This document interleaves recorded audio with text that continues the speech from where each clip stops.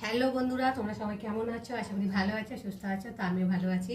মৌসুমি official চ্যানেলে তোমাদের সবাইকে স্বাগত জানিয়ে আজকে চলে এলাম রান্না নিয়ে। তো আজকে রান্না করব সয়াবিন। সয়াবিন দিয়ে হবে,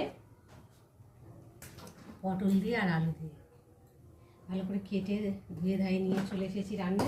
আর সয়াবিনটাকে সেদ্ধ করে নিয়েছি, নিয়ে আর ভালো করে চিপড়ে তুলে নিয়েছি। এখন আমি কড়াতে তেল দেবো।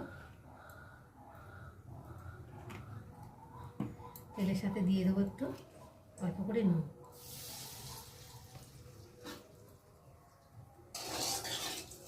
তেলটা একটু ভালো করে গরম করে নেব। সয়াবিন তো কড়াতে ডুবে নিয়ে যাবে জন্য।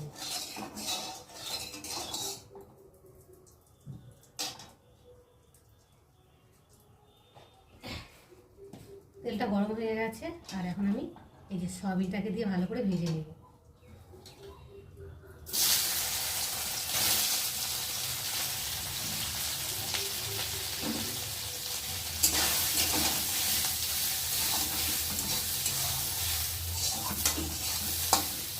নুনটা তেলের মধ্যে দিবা তো সয়াবিনটা অতটা লেগে যায় না, যা লাগে অল্প। তো চলো এবার একটু হালকা করে হলুদ দিয়ে দেবো। সয়াবিনটাকে ভালো করে ভেজে নেব।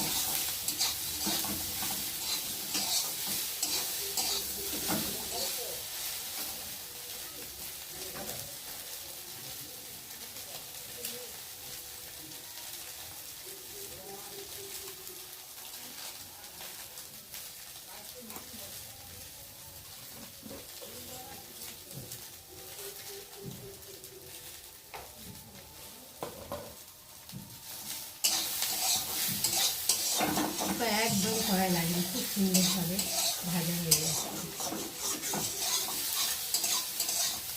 সয়াবিনটা একটু ভেজে না নিলে খেতেটা ভালো লাগে না, আমার একটা যেন গন্ধ গন্ধ ভাব থাকে। একটু তেলে অল্প করে হালকা করে ভেজে নিলে অত গন্ধটা থাকে না।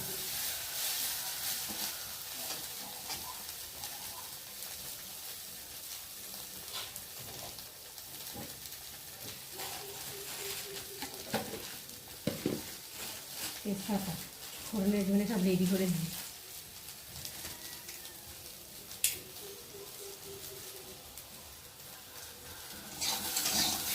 এখন সয়াবিনটা ভাজা ভাজা হয়ে এসেছে, এখন আমি নামিয়ে নেব।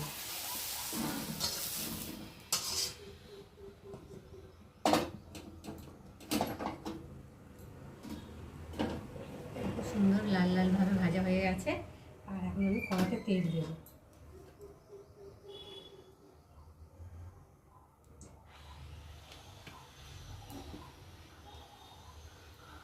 আবার একটু নুন দেবো, দিয়ে পটলটাকে ভেজে নেব। সয়াবিন ভাজার পরে পটলটাকে ভেজে নেব। পটল না ভেজে নিলে না টেস্ট লাগে না, খেতেও ভালো লাগবে না, জলসা জলসা লাগে। ওর জন্য দেখো পটলটা আগে ভেজে নেব।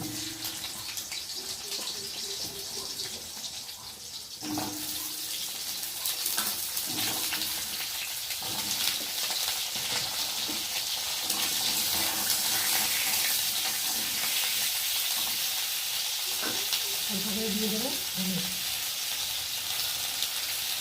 হলুদটা দিলে কালারটা একটু সুন্দর লাগে ভাজা ভাজা হয়। তো দেখো পটলগুলো ভাজা ভাজা হয়ে এসেছে, আর এখন আমি পটলগুলোকে তুলে নেব। সয়াবিনের থালার মধ্যেই তুলে নিলাম এক সাইড করে।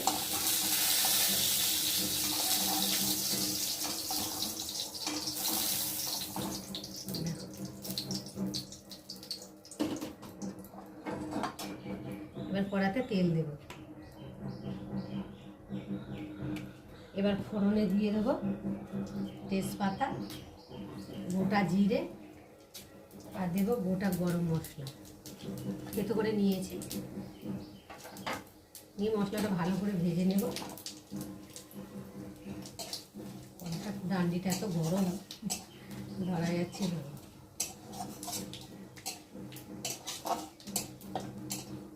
সুন্দরভাবে ভাজা ভাজা হয়ে এসেছে, আর এখন আমি কেটে রাখা আলুগুলোকে দিয়ে ভেজে নেব।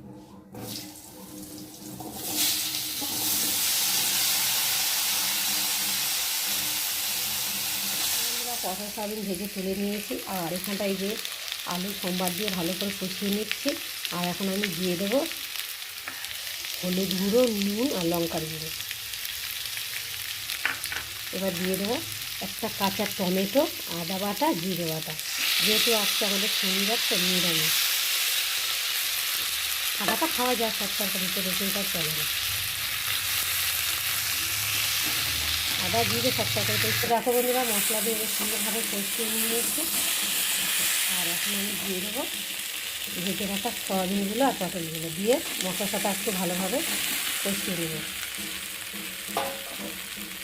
দেখো বন্ধুরা, খুব সুন্দরভাবে কষিয়ে নিয়েছে, আর কষানোটা খুব সুন্দর হয়েছে, আর মশলার গন্ধ বেরিয়ে গেছে, তেলে ছেড়ে দিয়েছে দেখো। আর এখন আমি পরিমাণ মতো জল দিয়ে দেবো।